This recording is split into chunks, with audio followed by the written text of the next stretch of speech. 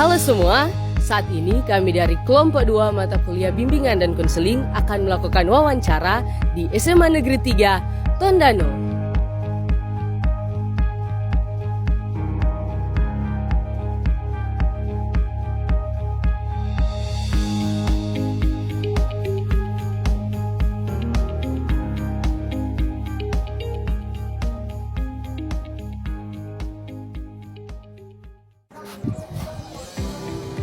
Vin, kamu tahu nggak apa itu BK? Hah? Aku juga nggak tahu nih. Iya, apa ya? Bimbingan konseling atau sering kita dengar sebagai BK adalah bantuan dari guru BK sendiri untuk setiap siswa atau kelompok untuk bisa mengatasi masalah mereka dan mengenali diri mereka dan untuk mengembangkan potensi dari mereka sendiri. Kalau urgensinya apa ya? Urgensi bimbingan konseling atau BK adalah pentingnya peran BK dalam membantu siswa memahami diri, mengembangkan potensi, mengatasi masalah belajar, sosial, dan emosi, serta meningkatkan potensi dan penyesuaian diri. Yang pertama, kira-kira menurut Miss sendiri, apa hakikat atau makna dari bimbingan konseling itu sendiri? Kalau kita berbicara tentang bimbingan dan konseling ya, itu sama dengan ujung tombak di sekolah. Karena kalau kita tanya satu persatu, kita tanya ke personal kalian pun, kalian ada masalah nggak? Pasti ada. Iya. Selama kita hidup di dunia pasti ada masalah. Dan bimbingan konseling itu adalah satu, dia bimbingan, satu konseling. Dia kan berbeda ini, bimbingan dan konseling. Kalau bimbingan itu lebih ke dalam pencegahan, itu yang namanya kuratif.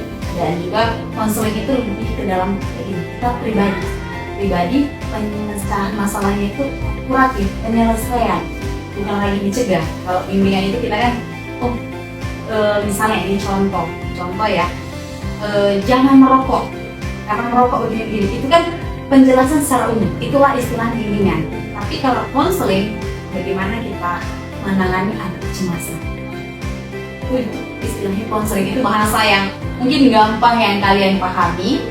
Kalau dia bimbingan itu bukan tersirat ke dalam masalah emosional kalau bimbingan, karena dia belum terjadi. Nah, tapi kalau konseling itu biasanya dia masalahnya ke masalah pribadi. Nah, masalah pribadi ya, cemas, stres. Terus menurut Miss sendiri, kira-kira bagaimana posisi BK di sekolah? Setiap manusia pasti ada masalah, apalagi di masa SMA pasti kita kenal masa pancaroba, masa peralihan dari anak-anak ke remaja. Dan masa itu anak-anak mencari jati diri, dan mencari jati diri itu dekat sekali dengan kata anak bermasalah, remaja bermasalah, masalah remaja. Kalau kita lihat jarang sekali didengar itu masalah dewasa, masalah remaja yang sering muncul karena anak mencari jati dirinya. Mereka mencoba hal-hal baru begitu. Jadi di SMA ini sangat membutuhkan yang namanya bimbingan dan konseling, karena kehadiran bimbingan dan konseling memberikan pemahaman kepada anak, biar anak itu tahu apa yang seharusnya mereka lakukan, sehingga mereka menemukan jati dirinya. Jadi ketika mereka bermasalah, kita ada masalah ini, jadi kita harus tahu ngapain. Dan juga sama dengan preventif, bimbingannya ada. Kalau kita begini, ini akibatnya. Kalau kita begini, ini terjadi. Jadi mereka itu jadi paham, walaupun mereka tidak ke sana, tapi ada ada penjelasan ada segala sesuatu itu pada mereka, sehingga mereka itu tidak bukan dibilang nggak pengen tahu ya, tapi mereka sudah tahu, ini DP akibat, ini akibat. Layanan apa yang paling dibutuhkan oleh siswa-siswa tersebut? Layanan mereka kan banyak. Pertama, orientasi itu masa pengenal dengan sekolah. Itu diberikan informasi bagaimana tata tertib di sekolah, ya, informasi-informasi lain yang mereka belum tahu itu juga diberikan. Itu layanan ada di BK. Terus ada juga layanan konseling perorangan atau konseling individu itu sama dengan yang di sini, di ruangan di sini biasa anak-anak kita panggil secara pribadi kalau mereka ada bermasalah, misalnya anak-anak nggak sekolah, tidak sekolah atau bolos, jadi kita harus panggil face to face, panggil pribadi, lepas pribadi, tanya ya kenapa, biar mereka lebih terbuka. Kalau di tempat umum kan gak enak, nanti mungkin ada sesuatu yang dia rasa di rumah atau di kelas. Karena kan masih masa penyesuaian. Ada juga ini namanya bimbingan kelompok. Itu kita panggil beberapa kayak gitu yang sering terlambat. Kita berikan arahan. Tapi yang bukan sering, ini yang masih pertama kali mungkin terlambat, tentang terlambat. Itu kan masih pencegahan. Apa dampak terlambat? Apa dampak terlambat? Apa dampak yang lain lah yang terjadi biasa di kenakalan remaja. Begitu juga dengan konseling kelompok. Kalau konseling kelompok ini ada siswa-siswa yang misalnya nggak sekolah-sekolah, terus di kelas itu mungkin ada 3-4 atau di kelas lain juga ada. Kita panggil bersama, kita tanya kepada BPM. Ada penempatan dan penyaluran. Jadi kalau misalnya ada siswa yang minta mau kemana, harus kita arahkan, kita panggil, kita arahkan. Kalau sekarang kita kan pakai kurikulum Merdeka, jadi itu siswa-siswa sudah sesuai dengan peminatannya. Jadi kalau guru BK itu sudah, ini kan dorong ke peminatan. Misalnya kita mau jadi misalnya angkatan ini itu, jadi guru BK itu bertugas untuk mengelompokkan mereka satu kelas itu dan juga kerjasama dengan kurikulum mata pelajaran yang sesuai dengan itu. Tidak belajar semua lagi. Kalau dulu kan Miss nggak tahu, kalau kalian zaman Miss itu semua mata pelajaran kita pelajari. Kalau sekarang itu nggak, jadi sesuai. Kalau kalian mau jadi guru biologi, coba kalian pelajari tentang guru dan mata pelajaran misalnya sosiologi, kalian dapat biologi, kimianya, fisikanya tetap dapat, begitu. Nggak semua lagi, nggak perlu lagi belajar ekonomi dan lain-lain. Tapi ada satu lintas minatnya, mediasi. Itu ada siswa bermasalah begini, misalnya ada 2 orang bermasalah, orang mediasi. Membantu mereka berteman kembali. Itu kalau misalnya layanan di sekolah. Menurut Miss, bimbingan konseling ini hanya untuk siswa-siswa yang bermasalah atau mungkin ada faktor-faktor lain dari siswa yang bisa menghadap atau bisa diurus oleh guru BK sendiri? Layanan konseling individu kan, maka konseling individu itu ada yang disarankan, ada yang mereka datang sendiri. Nah, jadi kita itu memberikan ke semua. Tidak mesti kalau dibilang mereka datang sendiri itu kan pasti bermasalah kan, dalam tanda kutip yang melanggar tata tertib Pak itu maksudnya kan. Enggak, itu kita membuka lowongan upah mereka. Misalnya ada anak-anak kita nggak nyaman di kelas ini karena kita bukan nggak cocok dengan abdi negara, misalnya dia di kelas abdi negara, nanti kita membantu di penyaluran kan, penempatan dan penyaluran. Kita cocok di mana? Kita lebih cocok kayak condong, misalnya dia bilang kita lebih cocok kayaknya ke ekonomi Miss, berarti kita salurkan di kelas ekonomi. Nah, jadi nggak mesti harus yang bermasalah, itu kan nggak mesti dia bermasalah yang dibilang oh dia melanggar tata tertib. Nah, apa tujuan atau dari keempat fungsi bimbingan konseling ini? Tujuan dari 4 fungsi ya, itu yang pertama preventif, kuratif, development, dan advokasi. Ini 4 ini ada sangkut paut sama kayak kita bilang tadi. Kalau bimbingan itu sangat erat kaitannya dengan preventif. Kalau konseling kuratif. Kalau apa satu Development berarti itu lebih ke dalam apa itu ya, masalah mental ya. Nah, ini kan pasti lebih ke konseling juga. Nah, kalau orang bermasalah pasti bermasalah dengan pribadinya kan, kejiwaannya kan. Baru ada advokasi. Advokasi itu pembelaan. Jadi ada anak terpojok, misalnya kan, ada anaknya seperti ini. Dia sebenarnya ada masalah dengan guru atau dengan siapa, tapi ada pembelaan. Ini contoh lebih konkret yang kita dapat di lapangan. Kita jelaskan biar kalian paham juga. Misalnya ada anak ini yang tak sekolah. Setelah guru tangani, ini anak suka sekolah, sesuai dengan tugas. Tapi mungkin karena pemikiran guru bahwa siswa ini malas, dia langsung kasih judge, kasih nilai misalnya di bawah rata-rata. Jadi dia rasa, kita kemarin sekolah kita suruh bikin tugas, siapa kita mesti begini. Nah, itu tugasnya guru BK dan wali kelas. Jadi guru BK dan wali kelas akan menjelaskan dengan semua data yang ada, tolong jelaskan ke mata pelajaran. Tapi bukan berkelahi ya. Tapi kan kita tanya juga guru mata pelajaran. Kan bisa aja dari guru mata pelajaran salah. Bisa aja kan kadang-kadang Sony kasih nilai 9, pas di input keluar 6. Bisa aja kan. Jadi itu diluruskan. Tapi kalau dia tadi memang nakal kan paling nih nggak ada pembelaan. Ya, paling kita bela kita salah.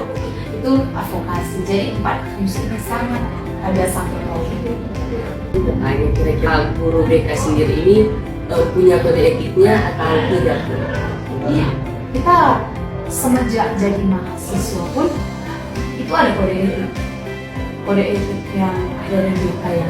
Yang mungkin secara umum yang kita jelaskan ya, karena kode etik itu tidak semua harus kami sampaikan, tapi yang satu itu semua guru BK dimanapun dia berada pasti dia tahu namanya kode R, kode rahasia.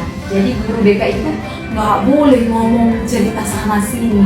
Jadi misalnya cerita kayak saya Miss menangani siswa satu keluar dari ruangan ini nggak ada ceritanya. Jadi istilah yang Miss dapat dulu dari dosennya Miss bahwa kita tidak bisa menjadi jadi penerang masalah orang ke orang lain. Karena orang lain keluar dari sini pasti orang lain kepo. Apakah enggak?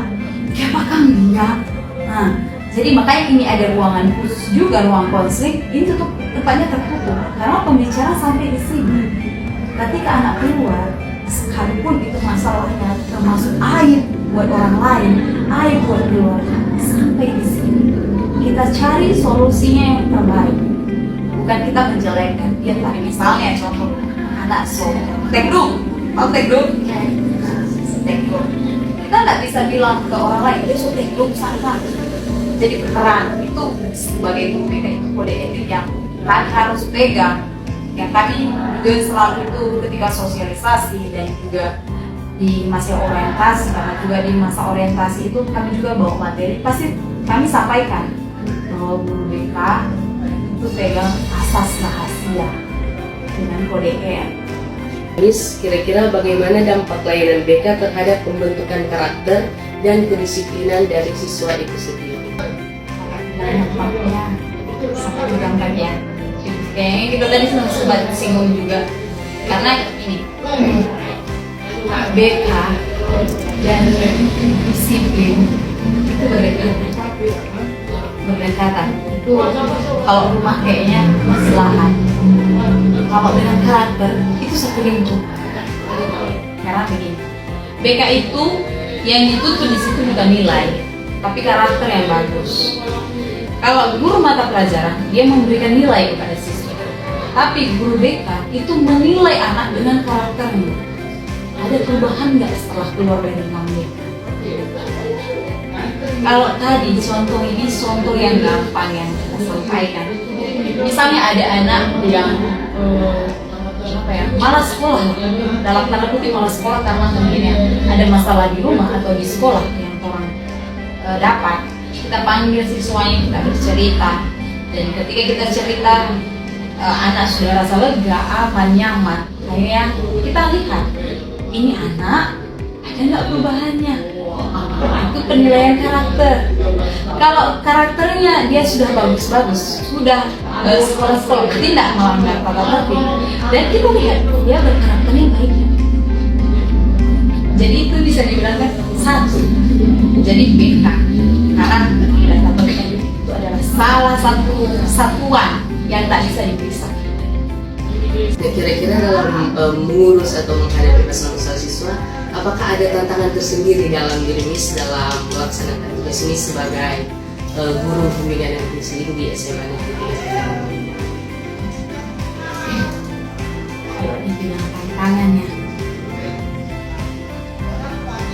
pasti ada. mungkin ya secara umum saja kita bilang kalau dibilang tantangan, karena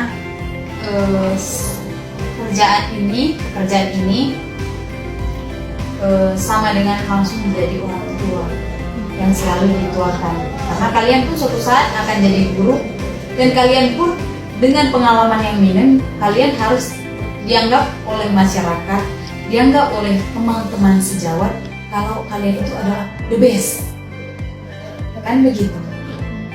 Orang lain tidak pernah tahu kalian itu sudah tahu atau belum, tapi orang lain tahu kalian tahu. Oh, begitu juga yang saya rasa. Tantangan yang saya hadapi ketika saya merasa saya masih muda, ya.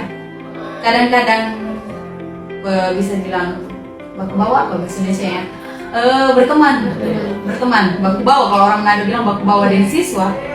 Kadang jiwa muda saya keluar sebagai anak muda yang belum nikah, dan itu yang kadang-kadang satu bisa dibilang jadi baku masuk dengan kita bisa masuk dengan mereka, tapi satu kadang-kadang tanggung jawabnya kok besar banget gitu. Jadi kalau bilang tantangan, saya rasa itu sih yang tantangan terbesar buat saya, karena saya harus tahu yang awalnya saya nggak pernah yang sekolah tidak masuk BK, tiba-tiba saya jadi guru BK. Kita harus tahu ini anak menangis siapa, harus mau tahu dengan orang lain kayak hidup ceritanya kan, ini anak siapa menangis.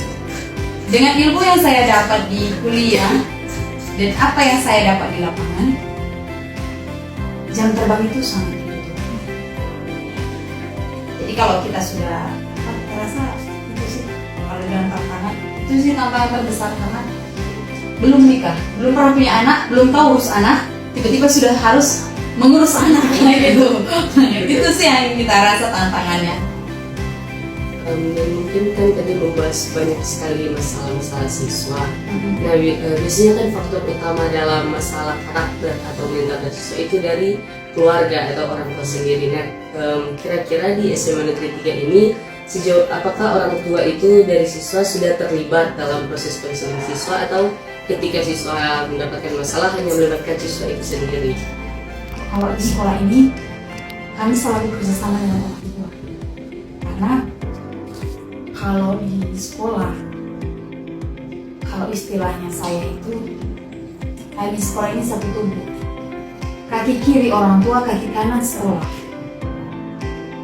Jadi ketika kita ngurus anak, nggak bisa cuma kaki kiri itu cuma orang tua yang urus, nggak bisa cuma kaki kanan itu sekolah yang urus. Jadi harus dua-dua jalan. Atau cuma guru aja yang mau, bagaimana cuma kaki kiri ini, kalau suruh pergi cuma kaki kanan boleh semua, nah kan enggak. Jadi itulah istilahnya sering bilang ke orang tua, jadi kami itu nggak bisa jalan tanpa orang tua, karena orang tua itu adalah bagian dari sekolah gitu. Itu kalau bukan sampai saat ini, memang begitu aturan.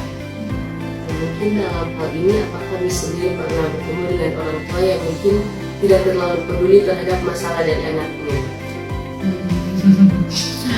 Aduh, gimana nih yang bilang ya? Sering. Tapi ini juga jadi pelajaran buat kalian yang masih muda. Kami sering dapat seperti itu karena banyak orang tua yang belum saja seharusnya jadi orang tua. Nah, mengerti maksud saya kan? Tapi tidak mengapa hal itu di sekolah ketika kami dapatkan, karena orang tua juga itu sebagai informasi untuk orang tua bagaimana itu mengurus anak. Tapi memang itu bukan bagian dari kami. Jadi kalau bilang ada orang tua, ada juga, tapi rata-ratanya yang kami temui itu adalah anak yang broken. Tapi nggak semua. Ini kalian harus garis bawahi, tidak semua seperti itu. Walaupun orang tua tidak peduli, bukan tidak peduli ya, kurang peduli ya. Tapi di balik itu mungkin ada oma, ada opa, ada tante yang backup ini anak. Jadi sebenarnya kerjasama antara sekolah dan orang tua itu sangat penting ya untuk perkembangan dari masing-masing siswa itu sendiri. Iya, sangat. Nah, itu sama kita bilang tadi, kaki kanan dan kaki kiri, nggak bisa jalan cuma satu. Itu dua hal yang tidak dapat dipisahkan. Ya, dan pada pertanyaan yang paling terakhir, mencakup dari sekolah, kira-kira apakah kepala sekolah dan guru, hubungan antara kepala sekolah dan guru-guru yang lain itu sudah memadai untuk proses bimbingan dan konseling di SMA Negeri 3 ini sendiri? Iya, kalau di sini kami dari wali kelas, menggunakan pelajaran, guru BK, kepala sekolah, kepala sekolah, semua itu sama. Karena kami nggak bisa berjalan di BK aja dengan pelajar saya bisa. Kami itu satu tim semuanya bukan satu tim dalam mengurus siswa. Jadi kami sangat kerjasama yang bagus. Nggak bisa cuma di BK saja atau wali kelas saja. Harus berjalan bersama, harus ada koordinasi. Begitu juga ketika siswa kami tangani di ruangan ini, kami harus koordinasi. Kalau masalahnya itu masalah yang pimpinan harus mau, kami harus sampaikan. Walaupun saya punya kode R, tapi sebagai atasan, saya harus sampaikan ke atasan, wali kelas. Wali kelas itu perannya sebagai mama di sekolah. Masa anak bermasalah tidak disampaikan ke orang tua?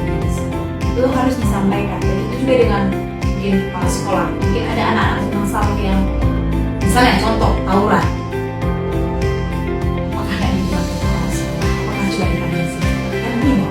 Jadi ada masalah-masalah tertentu yang memang harus disampaikan. Hasil dari sini kita langsung sampaikan ke pimpinan. Ada kalanya dilibatkan bersama, karena ada kalanya bukan pembinaan itu dikasih dari pimpinan saja, ada kalanya pimpinan yang kasih pembinaan ke siswa. Jadi tergantung dari kasusnya. Tapi kalau kerjasamanya biasanya memang bagus. Kami tim di sekolah ini dengan orang tua juga di rumah. Orang Dek tahu nggak apa itu BK? BK itu singkatan dari bimbingan dan konseling. Kalau menurut Orang Dek, apa itu fungsi BK? Kalau misalnya ada murid yang ada masalah gitu, orang mau ada orang sih. Kalau Dek, Menurut kita, BK itu adalah tempat di mana siswa dibimbing dan diberikan solusi agar dapat menjadi yang lebih baik lagi di sekolah. nah kalau menurut Orang Dek, apa sih perbedaan dari bimbingan dan konseling itu? Menurut kita, bimbingan itu sama dengan seorang siswa yang mungkin ada masalah mental atau masalah pribadi, yang dimana tugas dari guru BK itu sendiri memberikan bimbingan agar siswa tersebut kembali bersemangat. Dan kalau untuk konseling itu biasanya seorang siswa meminta solusi atau jalan keluar untuk mengatasi masalah yang sedang dia rasakan atau yang dihadapi. Menurut adik-adik, apakah keberadaan bimbingan dan konseling berpengaruh terhadap suasana di sekolah? Menurut kita, keberadaan guru BK lengkap di sekolah itu sangat berpengaruh, karena itu seperti contohnya ada siswa yang bermasalah sekolah atau wakil kesiswaan. Apakah itu juga berpengaruh terhadap kedisiplinan siswa dan sekolah? Iya Kak, sangat berpengaruh sekali. Dan yang selanjutnya kami bertanya, menurut adik-adik, apakah layanan BK di sekolah sudah sangat membantu siswa dalam mengembangkan potensi diri mereka? Jadi kalau misalnya ada siswa yang ingin menanyakan solusi tentang bagaimana meningkatkan dorang berprestasi, dorang boleh langsung cari guru BK dan berkonsultasi bagaimana supaya orang berprestasi di sekolah meningkat, dengan bagaimana supaya orang yang tidak mau malas belajar. Boleh tidak adik-adik ini memberikan saran agar layanan di sekolah terkait dengan bimbingan dan konseling lebih bermanfaat itu? Dari kita, kalau perlayanan BK di sekolah itu, DP guru semoga ada DP tegas dengan ada DP lemah lembut, supaya setiap siswa yang masuk di ruangan BK itu mungkin tidak mau gugup dengan tidak mau ada rasa takut